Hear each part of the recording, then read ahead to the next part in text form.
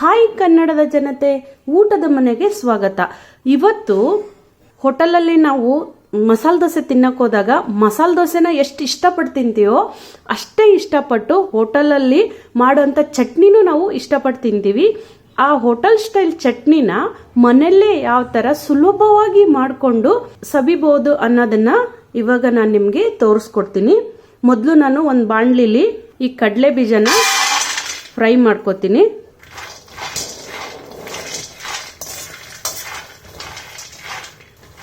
Medium ಫ್ಲೇಮಲ್ಲೇ ಈ ಕಾಳನ್ನ ಹುರ್ಕೋಬೇಕು.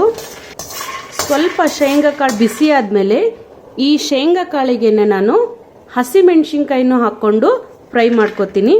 ಹಸಿಮೆಣ್ಸಿನ್ಕಾಯಿ ಹಸಿಯಾಗಿ ಹಾಕ್ಕೊಂಡ್ರೆ ಚಟ್ನಿ ಆ ಫ್ಲೇವರ್ ಬರಲ್ಲ. ಹಸಿಮೆಣ್ಸಿನ್ಕಾಯಿ ಎಷ್ಟು ಹುರಿತೀವೋ ಅಷ್ಟು ಚಟ್ನಿ ಫ್ಲೇವರ್ಫುಲ್ಲಾಗಿ ಬರುತ್ತೆ.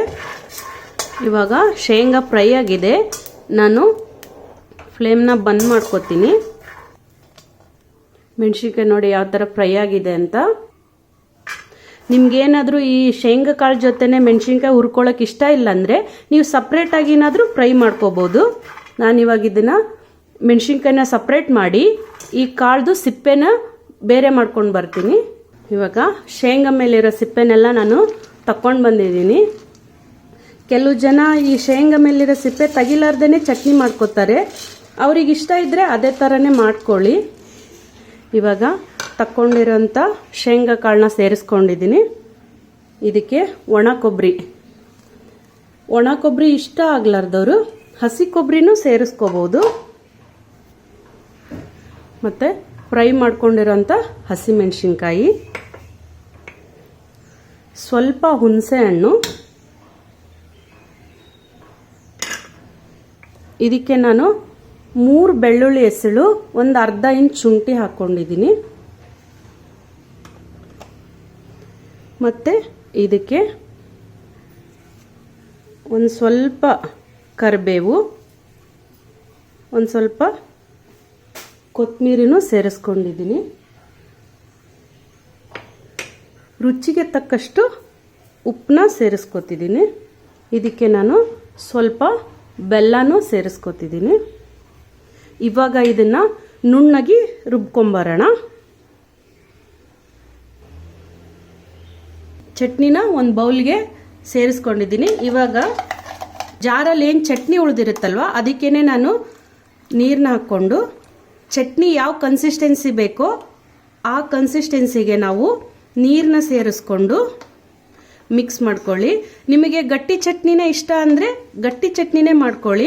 ಹೋಟೆಲಲ್ಲಿ ಸ್ವಲ್ಪ ನೀರಾಗೇ ಇರುತ್ತೆ ಚಟ್ನಿ. ಇವಾಗ ಚಟ್ನಿ ರೆಡಿಯಾಗಿದೆ. ಇದಕ್ಕೊಂದು ಮಸ್ತ್ ಒಗ್ಗರಣೆ ಹಾಕ್ಕೊಂಡು ಬರೋಣ. ಒಗ್ಗರಣೆಗೆ ಒಂದು ಪ್ಯಾನ್ನ ಬಿಸಿಗೆ ಇಟ್ಕೊಂಡಿದ್ದೀನಿ. ಒಂದು 3 ರಿಂದ 4 ಸ್ಪೂನು ಎಣ್ಣೆನ ಸೇರಿಸ್ಕೊತಿದ್ದೀನಿ. ಇವಾಗ ಇದಕ್ಕೆ ಜೀರಿಗೆ ಮತ್ತೆ ಸಾಸಿವೆನ ಸೇರಿಸ್ಕೊತಿದ್ದೀನಿ. ಇದು ಸ್ವಲ್ಪ ಚಟಪಟ ಅನ್ಬೇಕು ನೋಡಿ. ಇವಾಗ ಚಟಪಟ ಅಂದಿದೆ ಅಲ್ವಾ, ಇದಕ್ಕೆ ನಾನು 1 ಟೀ ಸ್ಪೂನು ಉದ್ದಿನ ಬೇಳೆನ ಸೇರಿಸ್ಕೊಂಡಿದ್ದೀನಿ. ರೆಸ್ಟೋರೆಂಟಲ್ಲಿ ಮಸ್ಟ್ ಇದನ್ನ ಯೂಸ್ ಮಾಡೇ ಮಾಡ್ತಾರೆ. ನಿಮಗೆ ಆ ಫ್ಲೇವರ್ ಬೇಕು ಅಂದರೆ ಇದನ್ನೆಲ್ಲ ಸೇರಿಸ್ಕೊಳ್ಳೇಬೇಕು. ಈ ಉದ್ದಿನಬೇಳೆ ಸ್ವಲ್ಪ ಗೋಲ್ಡನ್ ಬ್ರೌನ್ ಬರೋವರೆಗೂ ಫ್ರೈ ಮಾಡಿಕೊಂಡು ಇವಾಗ ಈ ಟೈಮಲ್ಲಿ ಇದಕ್ಕೆ ನಾನು 1 ಕೆಂಪು ಮೆಣಸಿನ್ಕಾಯಿನ ತಗೊಂಡಿದ್ದೀನಿ ಫ್ಲೇವರಿಗಷ್ಟೇ. ಇವಾಗ ಈ ಟೈಮಲ್ಲಿ 1 ಚಿಟಿಕೆ ಇಂಗನ್ನ ಸೇರಿಸ್ಕೋಬೇಕು.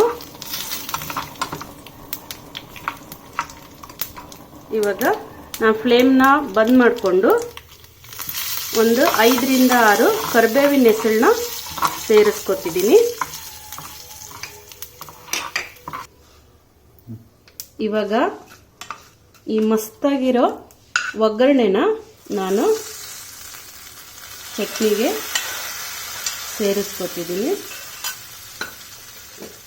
ಒಂದ್ಸಲ ಚಟ್ನಿ ಸೇರಿಸ್ಕೊಂಡ್ಮೇಲೆ ಇದನ್ನು ಒಂದ್ಸಲ ಮಿಕ್ಸ್ ಮಾಡ್ಕೊಳ್ಳಿ.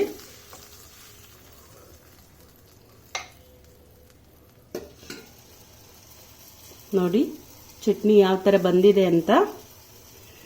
ಹೋಟೆಲ್ ಸ್ಟೈಲ್ ಮಸಾಲೆ ದೋಸೆ ಚಟ್ನಿ ರೆಡಿಯಾಗಿದೆ. ಈ ವಿಡಿಯೋ ನಿಮಗೆ ಇಷ್ಟ ಆಗಿದ್ರೆ ಪ್ಲೀಸ್ ನೀವು ಮನೇಲಿ ಒಂದ್ಸಲ ಟ್ರೈ ಮಾಡಿ ಹೇಗೆ ಬಂದಿದೆ ಅಂತ ಕಮೆಂಟ್ ಬಾಕ್ಸಲ್ಲಿ ಕಮೆಂಟ್ ಮಾಡಿ. ನನ್ನ ಮುಂದಿನ ಈಸಿ ರೆಸಿಪಿಗಾಗಿ ಪಕ್ಕದಲ್ಲಿ ಕಾಣುವಂಥ ಬೆಲ್ ಐಕನ್ನ ಕ್ಲಿಕ್ ಮಾಡಿ. ಪ್ಲೀಸ್ ನನ್ನ ಚಾನಲ್ನ ಸಬ್ಸ್ಕ್ರೈಬ್ ಮಾಡಿ. Thank you for the watching.